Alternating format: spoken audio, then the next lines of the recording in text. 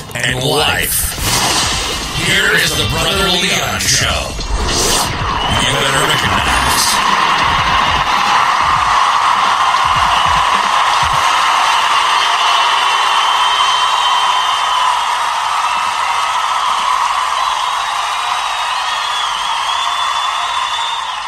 What's going on, listeners? This is your boy, Brother Leon, and you are tuning into another episode of the Brother Leon Show. Today, we are going to deal with physical health, because the one thing that we've been talking about mental health and being healthy emotionally. Now it's time to start being healthy physically, because not only do you need mental health, you need physical health. There has to be a balance, because the Bible says, here a little, there a little, and that an unjust balance is an abomination to the Lord. So I'm going to tell you, we have to have balance in our life when it comes to our health. And not only, it has to be more than just, am I feeling good on the inside? You have to feel good on your outer man. And so you got to preserve, you got to, prepare for the day when you start getting older. And I believe that when you start making healthy habits now, and when you start turning things around now, you start strengthening your immune system now, that those things can launch you into longevity. So I want to talk today to a coach. I'm going to be reaching out to personal trainers. So personal trainers, this is your opportunity. So I'm going to be reaching out. I'm looking for a fitness couple. I'm looking for personal trainers. We're going to talk to one today. And so I want you guys to realize and know is that our health is our wealth. Because I'm going to tell you, if you walk in divine health, that means you have to have a level of faith so that you can know and discern what's healthy for your body, because your body is the temple of the Holy Spirit. Your body is the temple of the living God. So you want that body to be extravagant. You want it to be strong. You want it to be able to endure. You want that body to be able to take you to your divine appointments, because every man has a divine appointment. Every woman has a divine appointment, and you meet those appointments with that physical body. And so that's why the enemy comes to try to attack your physical body with sickness, with disease. He attacks it with unhealthy eating habits. He attacks it with addictions, whether it be drug addiction, sugar addiction, alcohol addiction, whatever vice he can throw on the body. And whether that is sexual addiction as well, because fornication is a sin against the body. So I want you guys to understand and know that your health is your wealth. Because like Governor Cuomo said, he said it in one of his briefings, as long as you got your health, everything else can be fixed. So I'm here to tell you today that this is the time, that this is the season that we need to get our temple in line. Not only our mind, but also our temple, our physical temple. Because this coronavirus ain't no joke. I'm going to tell you that right now. And if you happen to go into the hospital, they only allow one person. So you got to understand and know that if somebody goes into the hospital, or if you go into the hospital, nobody's going with you. So you have to make up in your mind, okay, do I want to trust God? Because the Bible says that I will show you my faith by my works. It's a work of faith when you step into that gym. It's a work of faith when you put those sneakers on. It is a work of faith when you pick up those weights. Because what you're doing and what you're saying is, I am not going to be bound by my flesh. I'm not going to be bound by my appetites. I'm not going to be bound by these negative habits. And so the one thing that I love about exercise is that it helps you to release. It helps you to release the stress. And you also are working towards a goal. The one thing about muscle training is that it burns fat even when you're not doing it. So you got to learn the tricks of muscle building and diet and metabolism and time of day.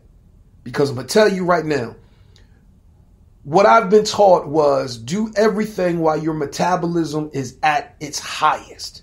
So in the morning, then when the day progresses and it starts getting nighttime, then you start thinning it out with the food and stuff like that. And then after a certain hour, just nothing but drinks, no sweets, no sugars, but water, maybe a protein shake or a smoothie. And that's that. But that's just me. So today we are going to call a coach, and his name is Coach Mike. He is on the West Coast. So, hey, Brother Leon listeners, we are taking a travel to the West Coast. So I want you guys to sit back and listen, but your health is your wealth. And I want you guys to understand and know, man, just where we are, because not only is it about mental health, but it is about physical health, like I said, and I'm saying it again. You got to have your physical health. So on that note, we're going to call Brother Mike, Coach Mike.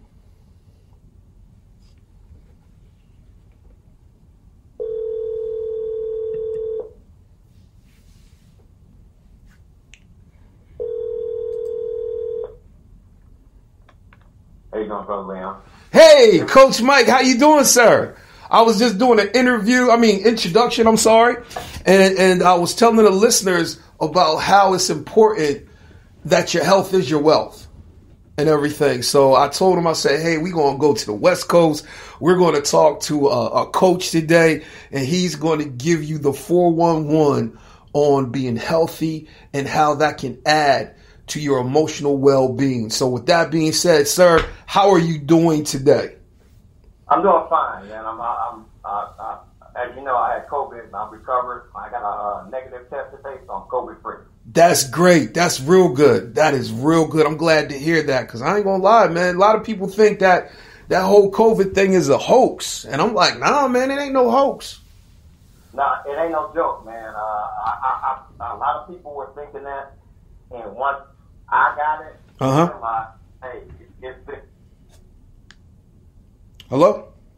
Yeah, can you hear me? Oh, yeah. You just cut out for a little bit. Yeah, I can hear you now. Could you repeat yourself about saying that it ain't no joke? Yeah, like I said, once I caught it and tested positive and I had the symptoms, people start taking a real look at it and saying, hey, if he got it and he's that sick, then it's serious. Mm-hmm. Yeah, because I'm not going to lie. I think a lot of people done got lax. You know what I mean? Oh, yeah. A lot of people, that was the thing. And I think that's how I got it. I went back to the gym. And that's when I got it. Matter of fact, all the people that we worked out together, at the gym, people that I trained and stuff, we all got it, man. And wow. It was crazy. Wow. It was just like playing tag. Damn. You know, one lady got it, I got it, then the next lady got it, and the next lady got it, and we were all out. Wow.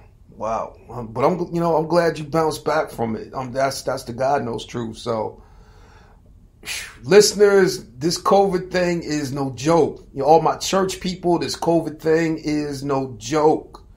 And it's a lot of people feeling like, oh man, it's a hoax, is this? I'm like, come on, man, no. It's not a joke when you test positive. And the crazy part about it is that some of these tests, it goes back like to them old AIDS tests where you had to wait two weeks to get the results, and you on pins and needles wondering whether or not you positive or negative. And it's like, nobody should have to go through that torture. But if you keep yourself safe now, then you'll be all right. But with that being said, Coach, who are you? What is your background? How did you, get into fitness and everything like that? Tell us your background, if you don't mind, sir. Background, I'm a former D1 football player. I played at Purdue University. Played a little professional football. I really played in the USFL. I'm a retired peace officer. Okay. What happened was after I stopped playing football, I wanted to do a sport that was just me. Because, I always play team sports. You always rely on somebody. So I met this guy, man, at my job, and he was a bodybuilder. He was an older guy. And I got into bodybuilding. Okay. And that's when I changed my body, because people see me now, that saw me when I played football, and they're like, man, you know, you're in shape, but you're way bigger. And so I transformed my body, and I just absorbed. I was like a sponge, man. And the thing was, it was at the time when he was taking me around, man. I was meeting like Arnold Schwarzenegger, working out at Venice Beach, working out at Venice Gold's Gym, Robbie Robinson, all the old dudes, people that I was looking up to, that I wanted to be like. And I was in there training in the same gym, and sometimes, man, training with them. So yeah, I just started absorbing everything, buying every magazine, reading any kind of material, going to bodybuilding shows, and I started competing. And I competed naturally, and I won my class in the USA, the Natural USA, and in the Natural Cal. And then people started seeing me, and they started saying, "Hey, you train me?" And I said, "You know what? Let me flip this around and start training people." And I started, you know, I got my business card, I started my business back then, and I picked up clients, man, and the results were amazing with people because I was different. I wasn't like some of the other trainers where you would just go in and give them shout out stuff to them. I'd work out with them. I would give them different things to do, put harder, take them to different levels, kind of different training methods, and the results, man. I had people lined up, man. That's great. great. I was doing what people are doing now. I was way ahead of my time. We're talking about probably about 35 years ago. Wow. Let me ask you this, Coach. How old are you now? I'm 61 years old. Oh my God, because you don't look it. You look like you in your early 40s. Thank you. I appreciate that. I get that a lot. You know, they say black don't crack, but I'm taking care of my body, man, because, you know, I've always, since I was an athlete, man, I've always just worked hard, man. My philosophy is, and I tell my people today, and I tell people that I train that compete, I said, there's always somebody ready to take your spot. Yeah. So if you eat up, if you're not working out hard enough, if you're taking days off, somebody's going to come in and grab your spot. And at 61, I know guys that 61, 52 years old, and they're in phenomenal shape also. And we push each other, and hey, you know what? We want to be the best we can be every day. Yeah, that's great, because, I mean, it's wow. Oh, my God. I mean, you giving hope to people that's 60, that's 50, that's 40, that's in their late 30s. And the thing is, it's never too late. It's never too late. Like, well, you know, I'm too old or whatever. I'm like, no, it's never too late. I've seen people change their bodies, change their lifestyle, man, starting at 50. Wow. Oh, my God. That's great. So let me ask you this, Coach. Is there a difference between bodybuilders and power lifters? Can you explain that to us? There's a big difference. Usually, the body types are different because the lifts are different. Where, you know, a bodybuilder, you're building muscles, you're shaping muscles, you're defining muscles, you're dieting. Where a power lifter, you want to be as strong as you can, so you're lifting heavy weights all the time. Well, some bodybuilders are strong, like Ronnie Coleman. He started out as a power lifter. That's why his body was different than most bodybuilders. Yeah. He built a foundation with powerlifting. So the different lifts are, you know, you're pushing and pulling more weight. You're a power lifter. You're going for, you know, it's more strength training, where bodybuilder is more physique building. Okay, that's definitely the difference. Okay, let me ask you this: did you come across like Lee Haney? Because I remember that year, man, he tore up Dorian Yates. I remember when Lee Haney, man, when Lee Haney came in and he started his reign, it was crazy. And you know, those guys, man, those guys are like classic physique bodies now. You know, you look at those bodies, and that's the kind of bodies people want to see again. Yeah. You know, we see these mass muscle guys now, man, and it's just crazy because they don't even look like real people. But Lee Haney, his physique, man, was unbelievable. And then when Ronnie came in, when he first came in, man, he had got his body. Ooh, it was unbelievable. Yeah. And he Flex Wheeler. Flex Wheeler probably had the best symmetry out of anybody. So let me ask you this: what about Lee Labrada? Because they call him like, you know, he is almost Giant killer. The giant killer.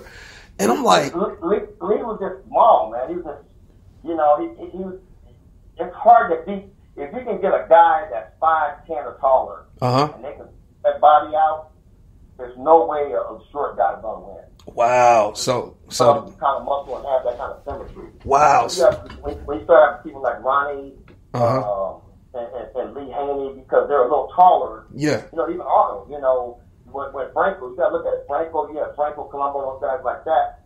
But when Arnold was almost 6 feet, you know, his symmetry was blowing him away. Mm-hmm. Yeah, because let me ask you this.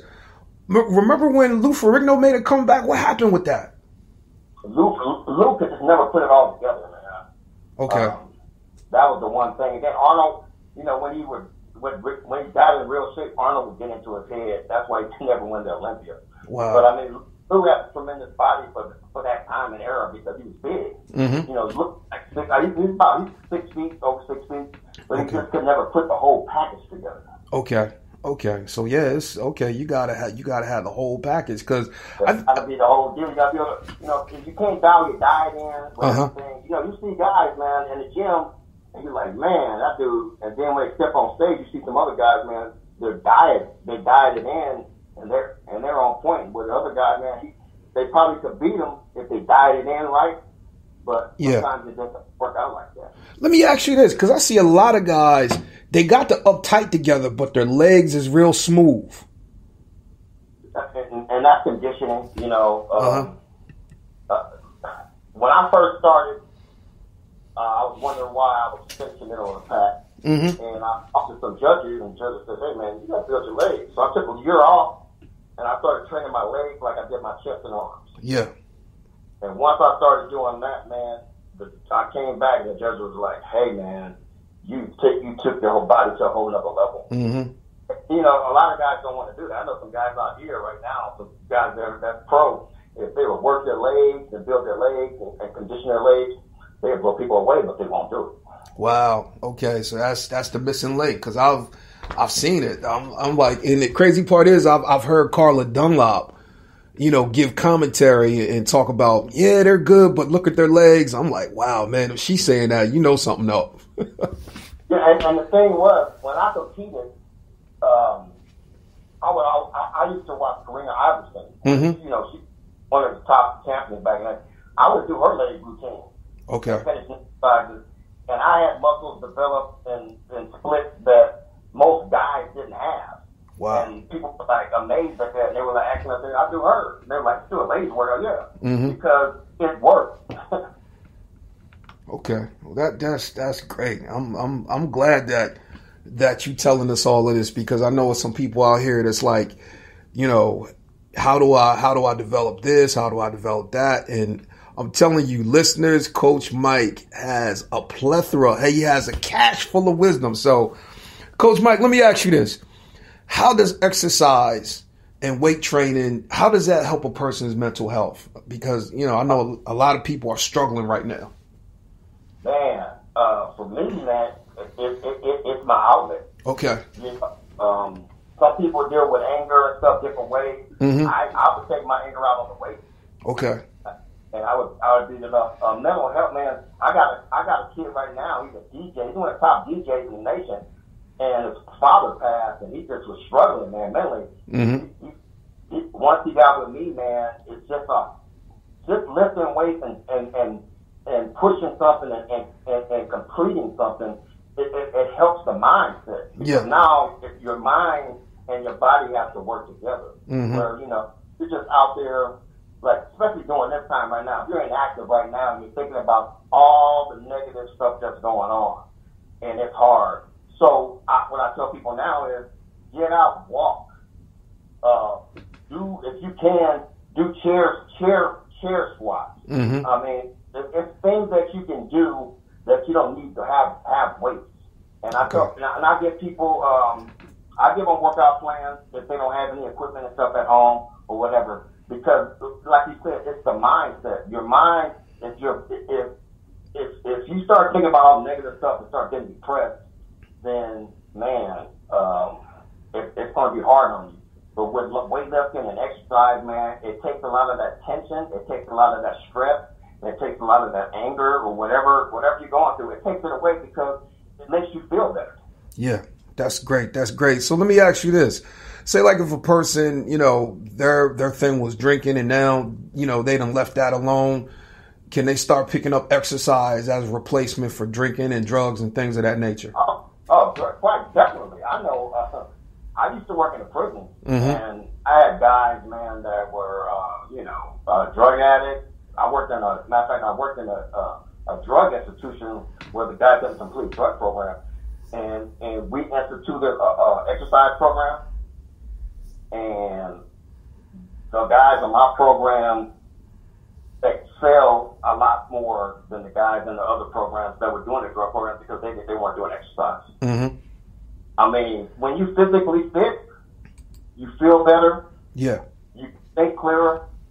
It takes away, you know, now you're thinking about stuff that you need to do to stay physically fit. You know, when you change your lifestyle to fitness lifestyle after you've been drinking or you've been, you know, doing drugs or whatever, now you're thinking different because, hey, in order to keep my body the way I want it, I can't go back to the old way of living. Mm-hmm. Definite. So it starts. So let me ask you this. So it starts off as a habit and it turns into a lifestyle. Right. Yeah. Remember, drugs and alcohol is addictive. Mm-hmm.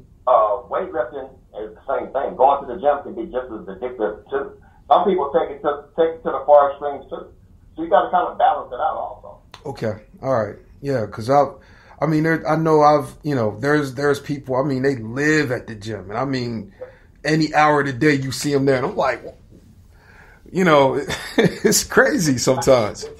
You got to remember, you're going from one addictive behavior to another, but you have to be able to balance it out. Mm-hmm. And that's the one. Hopefully, you've been through some counseling, or you've talked to people, and people say, hey, you know what? You can have some fun. You can do this. And some people just take to the extreme. I've been there also. Okay. That's all.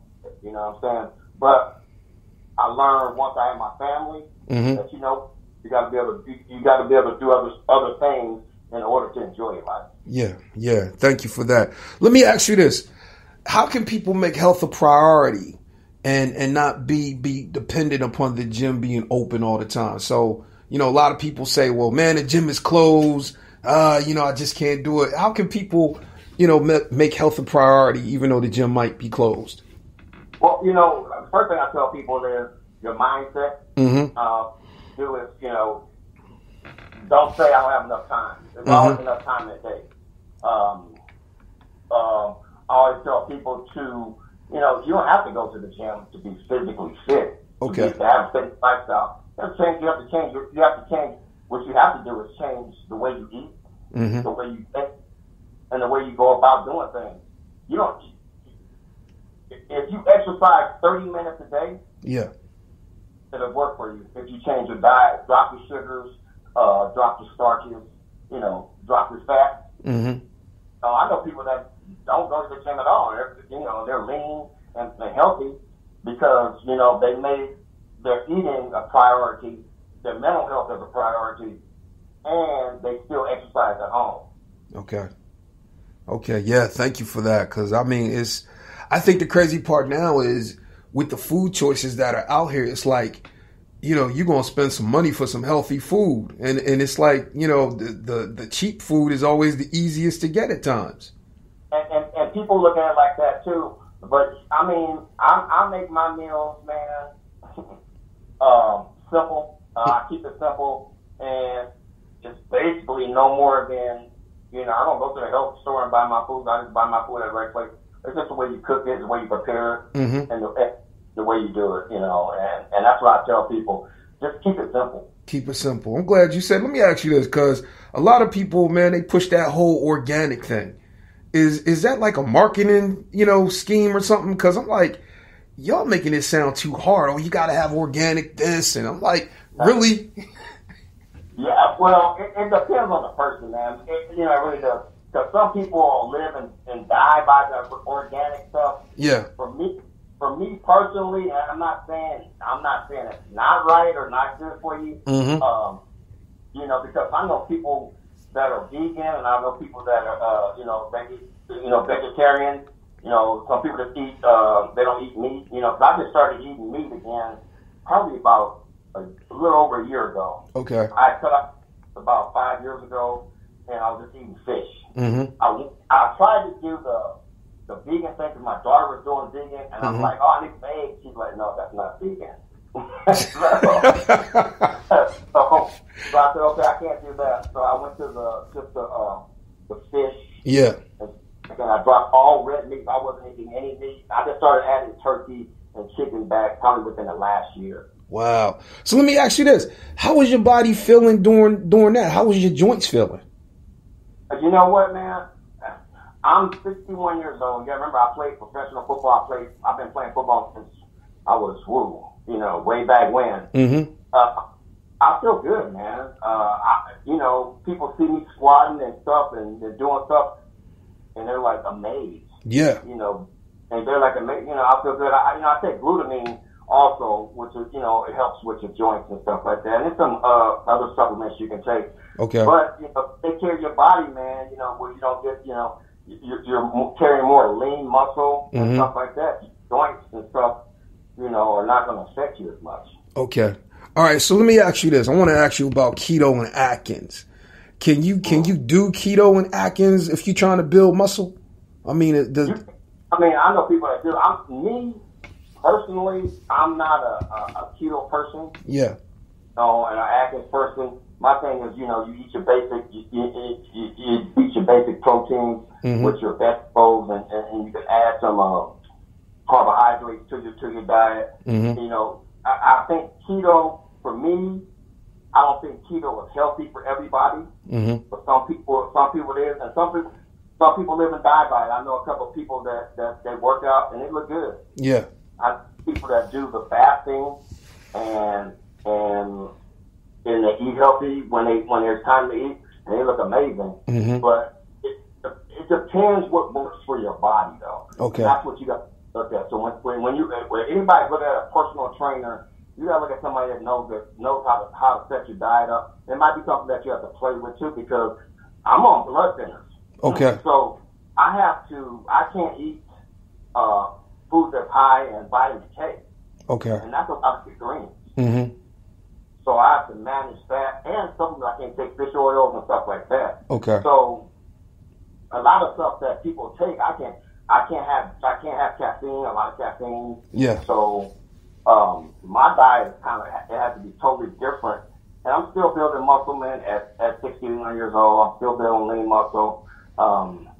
Like I said, if you do it smart, keep it simple. That's what I tell people. If you keep it simple, it'll work for you. Okay. All right. Let me ask you this: How does the metabolism work?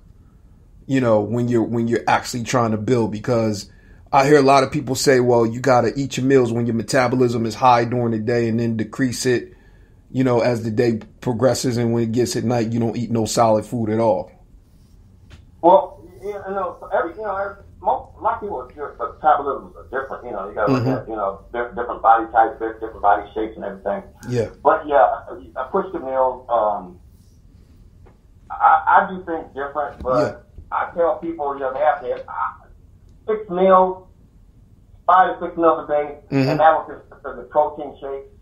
Also, maybe 2, maybe 3 hard meals. But you're looking at your calories and stuff, what you're eating at that time. And if you're cutting your carbohydrates to a minimum, you'll see results where your body will lean out, stuff like that. And the key is drinking water, man. Yeah. People are not drinking enough water. That's the thing too. People don't realize you can eat the meals and diet, but if you're not drinking the water, it's not going to work for you. I'm glad you said that. I tell people to drink. They have to drink. People that I train or work out, a gallon to a gallon and a half, 2 gallons of water a day. Woo, man, 2 gallons a day. Yeah. Oh my Lord! There's some people probably thinking they're gonna hear this and be like, "Man, he trying to have us live in the bathroom." Yeah, exactly. But hey, that's what. Hey, when you're trying to minimize and lose weight and keep lean muscle, you have to drink the water. Your body's made up mostly of water. Okay. That's definitely a key. Let me ask you this, Coach. How, can we use exercise because the one thing that plagues, our community the most is diabetes, hypertension, high cholesterol. So, I mean, how can we use exercise, and can we use exercise and diet to turn those things around in our community? Because, I mean, a lot of that stuff is hereditary. A prime example. Yeah. My dad, he passed away this year. He's 89. When at it, he was diabetic, but he wasn't taking insulin. He was just taking the pills and stuff. And once he developed dementia. Mm-hmm. So I moved in with him, and his diet changed because I had to prepare his meals. Yeah. He lost weight, and I had him walking and doing a little minor exercise stuff with some little weights and stuff, and just little stuff. Mm-hmm. After 6 months, when he went back, the doctor said, "Man," he looked at him and says, "I don't know what you're doing, but keep doing it." Wow. When he did a test, he basically said, "You know what? He's not even diabetic no more. We don't have to give him the meds anymore. His blood pressure was better than mine. His cholesterol level was perfect." Wow. So when you're talking about diet and exercise, it's preventative. You don't know when you don't know when you're, I always say this. The only person that knows when your book opens and closes is God. Mm-hmm. So everything in between is preventative. Yeah. And you're trying to prevent the stuff from getting bad, so where you're protecting yourself. Yeah. And the doctors that I've dealt with, they always tell me, especially at my age, especially when I had the COVID, 61, man, that's not a good age to catch the COVID. No, it's not. My doctor said, "Man, because you're so healthy and work out so much, you fought it off a lot better than most people your age would do." Mm-hmm. I had my right shoulder replaced. Yeah. And doctor said, "Hey, most people don't even rehabilitate the way you do it." He said, "You got in shape before the surgery, and a week after my surgery, I was on the stationary bike doing an hour. And then I gradually got into getting myself back in shape. And then I had blood clots in my lungs, which, doctors are like, man, you should have basically died." They said, being in shape and what I was doing forced the blood to go get to my heart. Mm-hmm. Most people my age that don't exercise like that usually die. Wow. So I'm a prime example of what exercise, how you can benefit from just keeping yourself in shape. Wow. Oh my God, man. Coach, I ain't gonna lie, we might have to start calling you Iron Man after this. I'm serious, because I mean, you done bounced back from stuff that people said, "Oh yeah, he gone." And the crazy thing is that you use discipline and exercise to pull you back from the brink of death. And you know what, man? My kids tell me, like, when I get my shoulder, they're like, "Hey, God's giving you, He's just giving you another test, to see where your mind is. It's just another challenge for you." Yeah. Like, same thing. I had double hernia surgery, same thing. And then now with the COVID, and now I'm telling you, man, the COVID ravages your body. Wow. Your joint ache, man. When I first started, man, when I had that, man, I was like, my joint, when I would stand up, my body would hurt. Wow. But my mentality, because I've been working out, I always say I always say it's not a comeback for me. It's just making myself better each day. Mm-hmm. And, once I started doing it, I started, getting back into my routine. I started slowly and everything. And hey, like I said, now I'm back full strength. Now I'm going at it. You see my videos. I'm feeling it. Oh yeah, because I'm like, if you didn't tell me you had your shoulder replaced, I wouldn't have believed you. No, most people like, "Man, you had your shoulder." I'm like, "Yeah, I have my right shoulder totally replaced." Wow, because I mean, it's hard because I had a slap tear and they told me, "Oh, you can't do push-ups no more. You better watch yourself at the gym." And I'm like, You got to be kidding me. And to hear you say it and to hear your testimony, I'm like, man, I know I could come back from this because he had his whole shoulder replaced. You can bounce back from anything, man. Mm-hmm. So, man, Coach, I am so glad you're telling us this. So let me ask you this. Just talk to us about how did you develop your mindset? Because, I mean, you are so disciplined. I mean, how does a person develop that type of mindset? For me, man, you know, I was born in South Central LA, man, and basically the only way I knew I was going to go to college was if I got a scholarship. Mm-hmm. But being with, you know, gang infested, I grew up in the heart of South Central LA, Vernon and Normandy. I know you don't know what that is, but that's where the riots were up there. Man, there's so much negativity out there. And then I had kids, man. I had kids always making fun of me, man. You know, my dad, man, he always would say I wouldn't make it. I wouldn't be anything. So I used a lot of negativity instead of getting depressed about it or crying about it. I use that for me. I use that to focus and say, hey, you know what? I'm gonna show everybody that, you know, I can make it from where I live. I can make it because I'm gonna work harder than anybody, and I'm gonna prove to people, all you people that said I couldn't do it, I'll do that I could. And you know, I took, you know, Kobe has the mom mentality, you know, but my mindset was like that many years ago. You know what? No matter what you told me I couldn't do, I did it. Wow.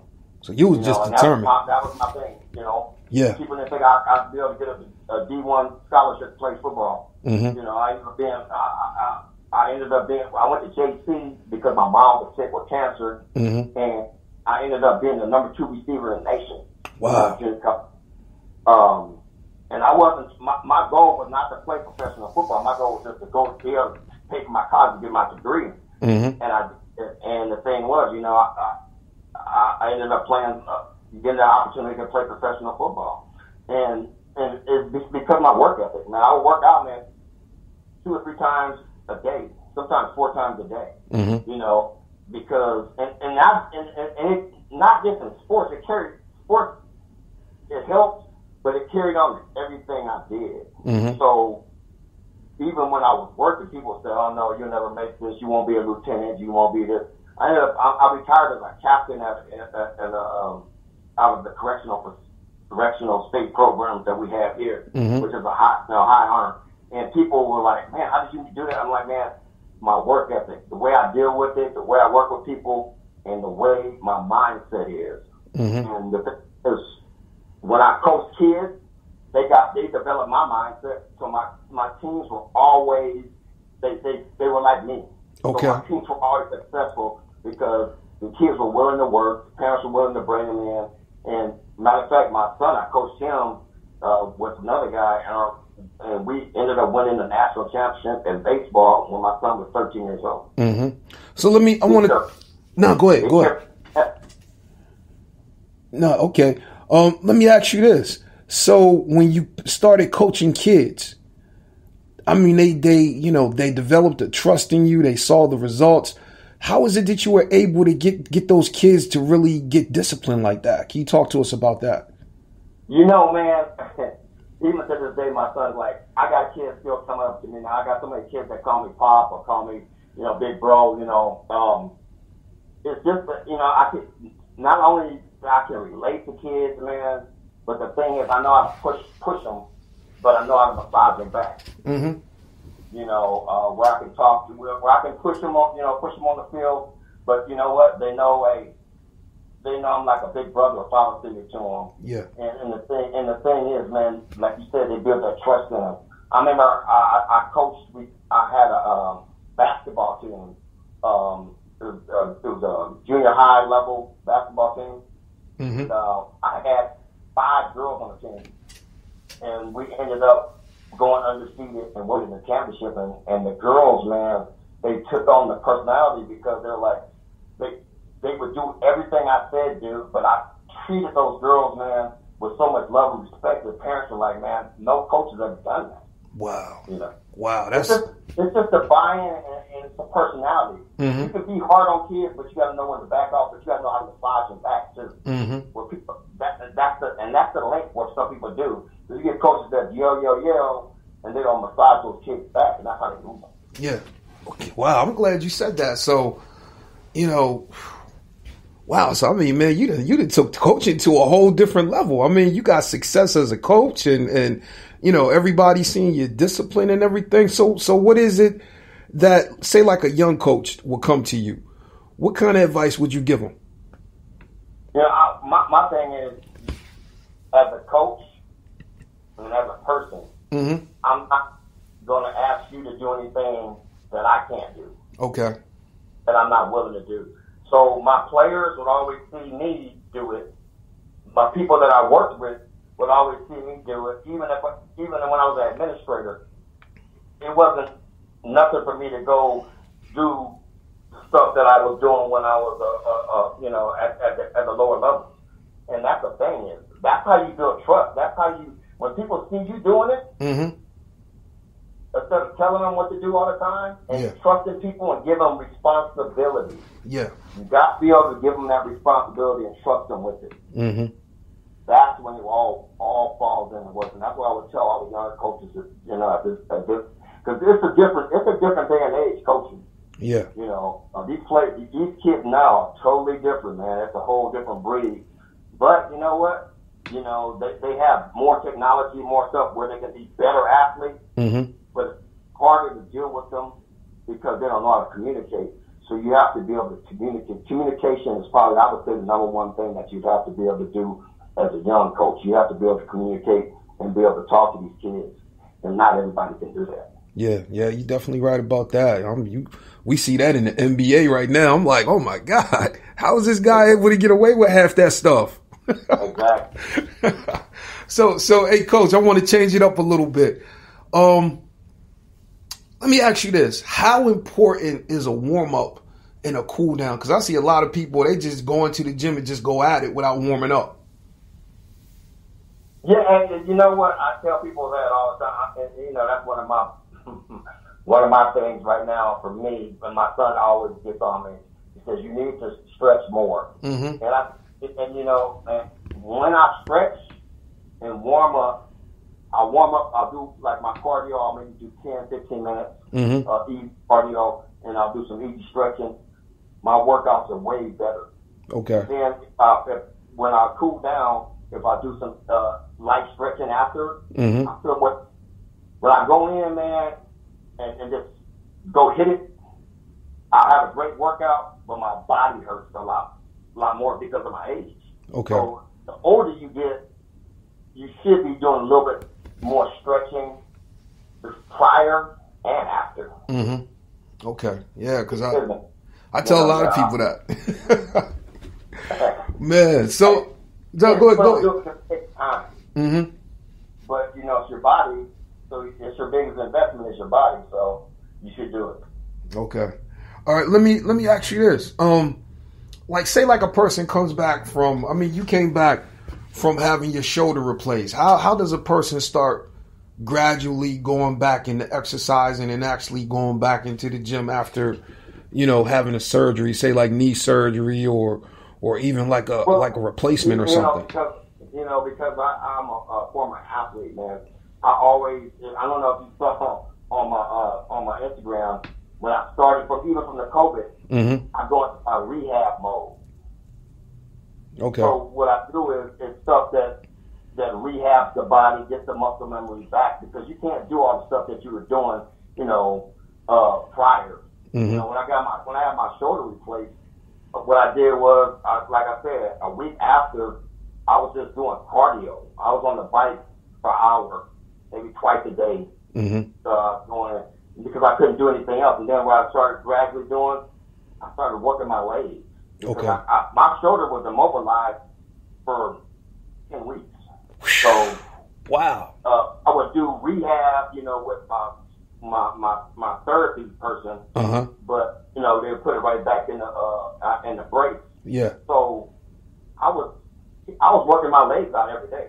And Okay. people were like, man, you know, when I first started, it was lightweight, light stuff, rough the band, everything. And then once I started being able to have more confidence because I know I wouldn't bang my shoulder or anything, Mm-hmm. I started going at it, man. And I got videos where people are like, what is wrong with this dude? His arm is in a sling, and he's pushing maybe 14 plates on a leg press.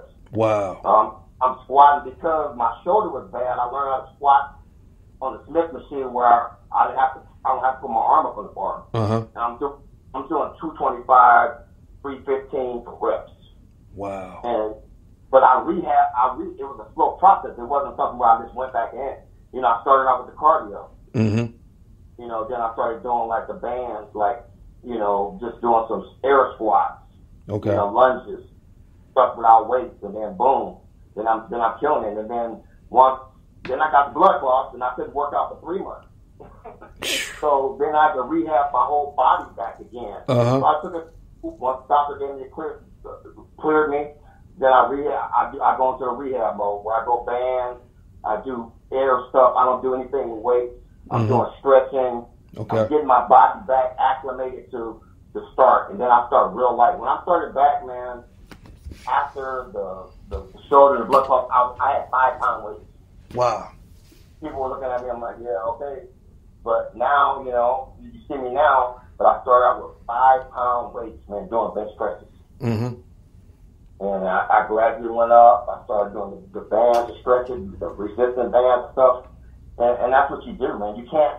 It's like when you see an athlete rehabbing on TV. Yeah. Like he has knee and stuff. Yeah. That's what you got to do. And people won't do that. Mm-hmm. Most people won't do that. They want to go right back in and do what they were doing. You got to get your body acclimated again. So that's why I always tell people, when you have an injury or something, an illness, go into rehab mode for at least a couple of weeks and see when your strength comes. Get your body acclimated so your muscles and your joints and your mindset comes back. Yeah. To where you be at that level. Yeah, remember, man, I was benching 400 pounds. I had to get my mindset where, say, hey, you're never going to bench 400 pounds again with that shoulder. Mm-hmm. You see what I'm saying? So now you got to go through a whole different mental aspect too. So that's why I said I had to rehab my mind also to say, hey, we got to change it up because you can't do what you've done before. Mm-hmm. Wow. So, hey, Coach, let me ask you this. How can a person come back from a back injury? Because I hear a lot of people say, man, I injured my back and you know, and they was on their way working out, and then all of a sudden, you know, they hurt their back or they sprained something, and now it's like they done totally gave up on the gym. Well, and it depends on what type of back injury it is, you know. Mm-hmm. But sometimes people use that as an excuse for not coming back. You know, if they're, oh, my back is killing you. You know, we all work through pain. Everybody's pain tolerance is a little different. Mm-hmm. You know, and you got to start going to your rehab mode. You know, everybody has a pain threshold. But like I said, if you come back, start slow, people get discouraged because they're not back to what they were doing before. Mm-hmm. And that's when they quit. I don't care what kind of injury it is, back, leg, whatever. But if you take your time, have patience, you'll get there. I've seen it. I've seen people with some serious injuries, then car accidents or whatever. I know a lady at the gym right now, man. She was in a bad car accident. Mm-hmm. And she, you know, she just took her time, man. We put her through some rehab stuff in the gym. You know, she was doing a rehab with a therapy specialist, but to get her acclimated back to the gym where she had the confidence to come back, man, she's full going now. Wow. That's great. That's great. So, let me ask you this about protein. What's the whole deal? Because, I mean, man, it's like, you know, in order for you to build muscle, you got to have that protein. So let me ask you, do you have to have protein powder, or could you go natural, or could you go vegan? You can. You got vegan bodybuilders out there. Wow, for real? I don't know if Michael Sheet still is. I know C.T. Fletcher. I'm pretty sure he's at least vegetarian now. He doesn't eat any meat. Wow. And, that's because, after he had his heart surgery and stuff, you see him, he's back there, he's got good size now. Mm-hmm. As long as they have vegan protein, they have, my daughter competed, Mm-hmm. and she's vegan, well, she's vegetarian now. Okay. But you'll get your protein, your proteins are, think about it. People always think, well, you gotta eat beef, you gotta eat all this meat and everything. But think about it. Protein is plant-based. It's Mm-hmm. always been. Okay. So people, I'm training somebody right now. He's vegan and all his protein is plant-based. Wow. Ouch. And you can get size. It's just your intake. Okay. In order to build muscle, your protein intake has to be higher than what it was before Mm-hmm. to build muscle. So even if you're vegan, you just got to increase your protein intake. Okay. All right. Cool. I'm glad you said that because I know a lot of people are like, I want to get into bodybuilding, but do I got to take all those protein powders and do they have any vegan ones and everything? But I'm like, now they have a whole bunch of plant-based. Mike Rashid, mm-hmm. they have a plant-based. It's probably one of the best plant-based proteins out there. Mm-hmm. I forgot the name. I forgot what it's called, but because he does everything, most of this stuff is plant-based. And C.T. Fletcher, also, they both take that protein and hey, believe me, Mm-hmm. it's just the intake. It's just how much you intake in order to build muscle. Wow. Okay. All right. I'm glad you said that. I'm serious. I'm glad you said that. So let me ask you this. I mean, now that you done bounced back from COVID-19, what are some of the precautions that people need to take? Should people just right now avoid the gym right now, or is the whole mask and wearing some latex gloves, will that work? Well, gloves, man, you gotta remember what you're touching with the gloves. Mm-hmm. You're touching different things with the gloves. The gloves really, even nurses have said that wearing the gloves don't work unless you're taking it off. Unless say I'm doing the bar, Yeah. and I'm wearing the gloves. Unless I take those gloves off and throw them away before I go to the next exercise, it's not doing me any good because that means I'm still carrying it. Okay. I'm touching everything with the gloves. For me, I'm not going back to the gym, but I got a home gym. So Okay. I'm not going back to the gym until way down the road because, like I said, I thought that's where I got it from. Mm-hmm. If you're going to the gym, if that's what you have to do and you want to go to the gym, you got to wash your hands. You got to, in my bag, I got Lysol spray. I got the bleach wipes. I got different kind of wipes. You got to wipe stuff down before you get on it on the machine. Mm-hmm. I would say wear a mask. I see people at gyms, man, they're in close proximity, no mask. You have to get a mask that you can train in that still has a filter where nothing's coming in. Mm-hmm. You know what I'm saying? The mask protects you. It's not protecting the other person. It protects you from getting stuff. Yeah. Wash your hands, man. Wash your hands. Mm-hmm. And do the things that they say. If you can stay 6 feet apart and keep everything clean, the chances of you getting COVID is not great. Like Mm-hmm. I said, I went back to the gym and I'm pretty sure but the thing is, you don't know who's coming to the gym. Yeah, exactly. Yeah, because it has so many different people come in, and I probably shouldn't have went right back when it first opened. Mm-hmm. And our gym, and I got to give it to them, it was way better than it was prior. They're way cleaner and everything. But people are still, you don't know who's coming in the gym. Mm-hmm. You don't know how, stuff.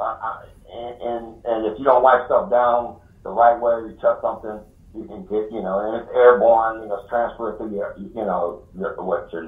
nasal and stuff like that. And I guess the first couple of days, they didn't have people in there wearing masks.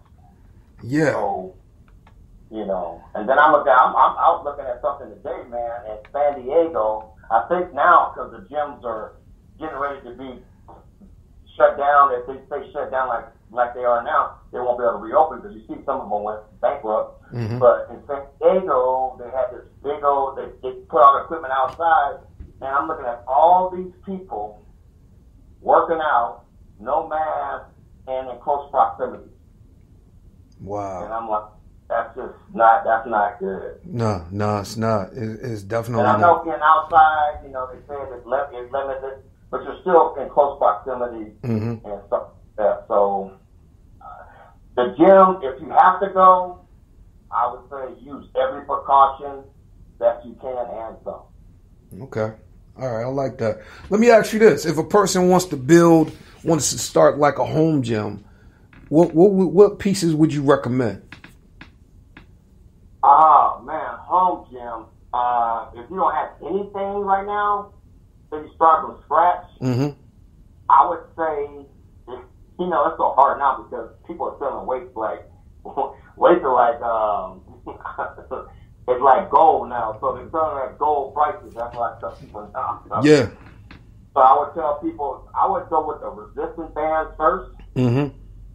and then I would try to get me a bench. Okay. And if you can get the bench with the squat rack on it, Mm-hmm. then you're pretty much set because you have basically all your weight. And, Okay. and what I did was I got the dumbbells that that you can use. It's one set of dumbbells, but they go from 5 pounds all the way up to 50 some pounds. Okay. You click it like that. I would recommend those. Okay. If you don't have a home in your house. Okay. And pretty much set if you have the bench because you have a rack for squats. So you want to do legs, you want to do legs and stuff like that and stuff. And you know, if you can afford it, because all that stuff is expensive now, man, because people, like I said, it's like, you know, weights and the weight sets are like, I look all over, man. Mm-hmm. People are such weights for like, man, $2 a pound, $3 a pound. Wow. That's a lot. I've also seen people. 20-pound dumbbells going for like $200. You gotta be kidding for real. I'm serious. Man. Dang. Oh my God. I can imagine how much 50 costs. Remember when everything closed down, everybody wanted weights. Uh-huh. They wanted home gyms. And people started saying, hey, I can make money off my stuff. Mm-hmm. Yeah, because I seen a guy, it was an advertising. They were selling equipment, but you had to spend $2,500. Yeah. You'll see outrageous prices. You've seen outrageous prices on you'll see outrageous prices on Lysol. Mm-hmm. Those bleach wipes. Yeah. Paper towels at one time. Yeah. Now it's the weight because everybody wants to work out at home. Mm-hmm. Yeah. Oh my God. Wow. So let me ask you this: What does having a treadmill help? Yeah, definitely. Cardio, man. Any kind of cardio helps, man. Okay. I have one of those spin bikes Mm-hmm.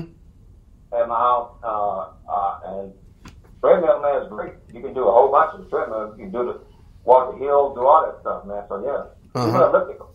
Oh, okay. I have a friend. She just got an elliptical, and you know, it's anything that works your heart, man. And that's what you want. Heart health first. Okay. Yeah, okay. I'm glad you said that. I'm definitely glad you said that. Heart health first. So let me ask you this. Coach, does it also help? Because I know a lot of people are into chiropractors and a lot of people are into massages and stuff like that. Does that also help when you're building muscle and rehabbing? I usually get massages, deep tissue massages, 2 to 3 times a month. Wow. And I just got I got a Tim Tam, which is the gun, the muscle, the gun for the, it's like a massager. Yeah. But it's all with all the pros. The Tim Tam is all the UFC guys use and the pro athletes use. Mm-hmm. And I'm telling you, man, using that, man, it really helps your body. Wow. I'm glad. Remember, when you're working out a lot, mm-hmm. you need to release your body. That's why I get those deep tissue massages Mm-hmm. because and if you do it regularly, man, it enhances your body Mm-hmm. because your muscles develop more. Wow. Okay. Hey, Coach, let me ask you this, because I know a lot of people, man, they complain about pain in their knees. How can a person start turning that around with the knee pains and the joint pain and stuff? Well, I mean, it depends on what's the onset, what's the problem. But it could be weight. I know when I get heavy and gain weight, my knees are the first thing that start hurting. Mm-hmm. So that tells me I'm too heavy. Mm-hmm. I need to weight. When you have knee pain, I recommend you can get knee pads. They have the ones the braces that you wear, the thin ones. Mm-hmm. That go over where you can wear all the time. Yeah. And then when I work out and do squats and stuff, I have the thick ones that I use. They're Mark Smelly Belly. Mm-hmm. They have probably some of the best knee stuff, knee wraps and knee braces and stuff like that for when you work out. So I know some people's knees don't bother until they work out. Uh-huh. And that's what I use when I work out. So those are great to use. Okay. Let me ask you this. Does it help to have one of those weightlifting belts? Because I know before that was the thing back in the day, you hardly ever see it nowadays now. For me, I think I have about 3 or 4 belts, and I don't even use them. I may use it if I go real heavy squats. Mm-hmm. Now I know some people, man, they have them on all the time. I 2 ladies that I train, when we start working out, doing legs, and after our first couple of sets, they got their weight belts on. Mm-hmm. But for me, I don't really use it unless I go real heavy. I gotta be over 350, 400 pounds maybe on my squat, and that's pretty rare. Okay. But it just depends. Some people need them. Some people it's more psychological. Mm-hmm. And so they say, "Oh, I got my belt on. I feel more comfortable." Some people, it helps them. So it just depends on the person. Okay. All right. Depends on the person. So let me ask you this, Coach. What's your most favorite exercise and what's your least favorite? Man, my favorite exercise, I got 2. Okay. And leg press and squats. Okay. I can work my legs all day. Mm-hmm. And my least favorite exercise now, pull-ups, because it's hard for me to do pull-ups because of my shoulder. Mm-hmm. So I just started implementing them. The assistant, I've been doing like assisted pull-ups and stuff. Okay. But I used to do those. They used to be my favorite, but now they're my least favorite because I do get some discomfort in my shoulder. Mm-hmm. But I've started doing them a lot more now. Okay. Yeah, that's my least favorite. Wow, it's funny to hear you say legs because a lot of guys are like, man, I love doing the bench. You see my videos, man. I love doing legs. Uh-huh. Yeah, definitely. So let me ask you this, Coach. We get ready, go on out. So how can people get a hold of you, for coaching and maybe some tips? How can people get a hold of you? I'm on Instagram. I'm Big Darkness. That's BIGDARKNESS 59, and they can always message me. And if anybody's interested in training, I do online training, and we'll figure out a way where we can communicate that way. And like I said, I do personal training if they're local. I do personal training here at my house, and also I have people that come maybe once or twice a month and meet with me, and we do all the stuff online, and then they'll come over and I'll train them and run them through some stuff at my house. So okay, Big Darkness 59 on Instagram. Okay, all right. I appreciate that. So you definitely taking new clients. Cool. Oh, definitely. Okay, Definitely. All right. So, hey, Coach, can you give us some words of encouragement? Words of encouragement, man. This is what I live by. Mm-hmm. I got to be better today than I was yesterday, and I got to be better tomorrow than I was today. Okay, I like that. That is definitely something to live by. So, Coach, I just want to say thank you.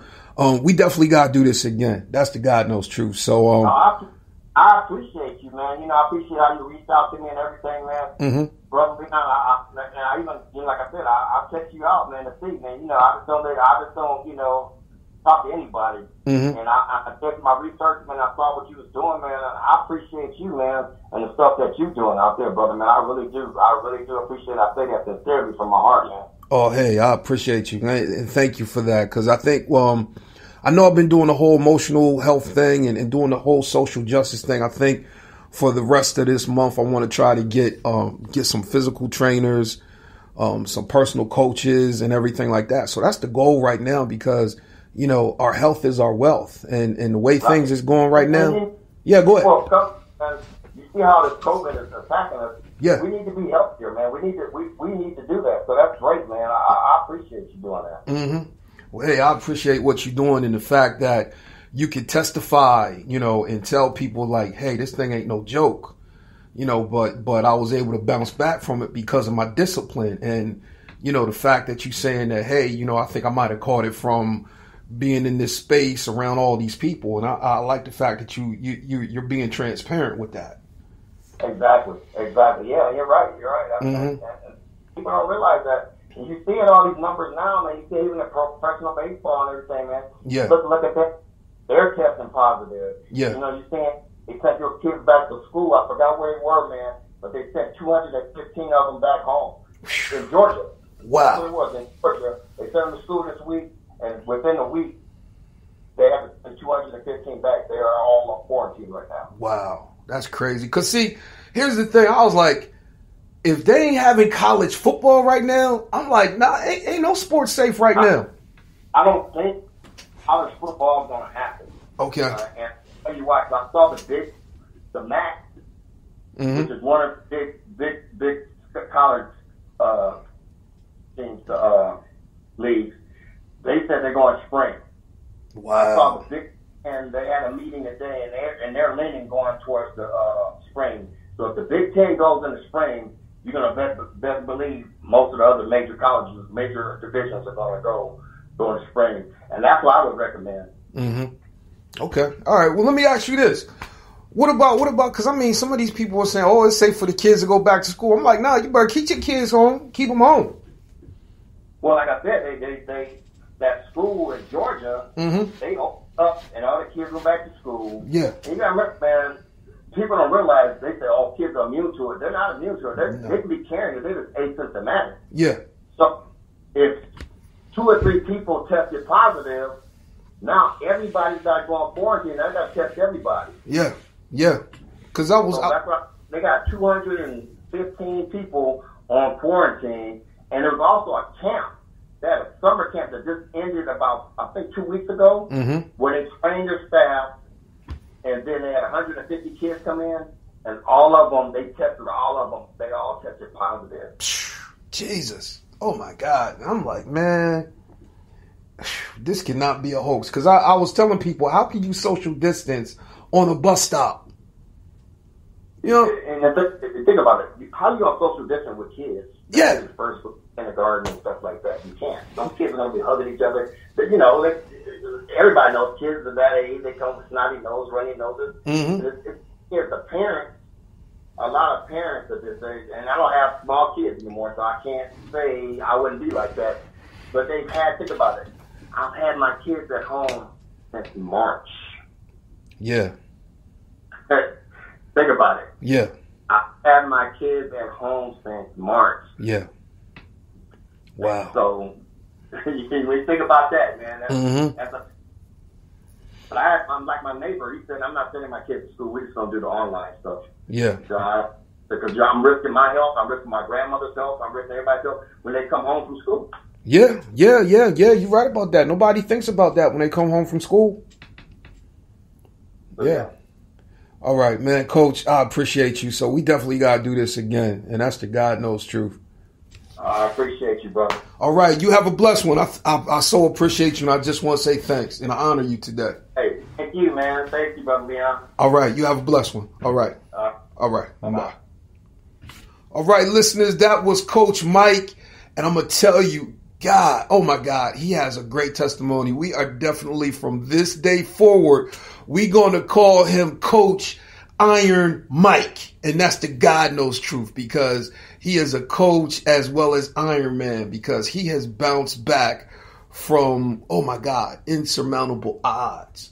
You know, who comes back from COVID-19 at his age? So I'm going to tell you, when you see his picture, you're not going to believe how old he is. And that's the God knows truth. So with that being said, guys, like I always tell you, have faith, but don't be stupid. Peace.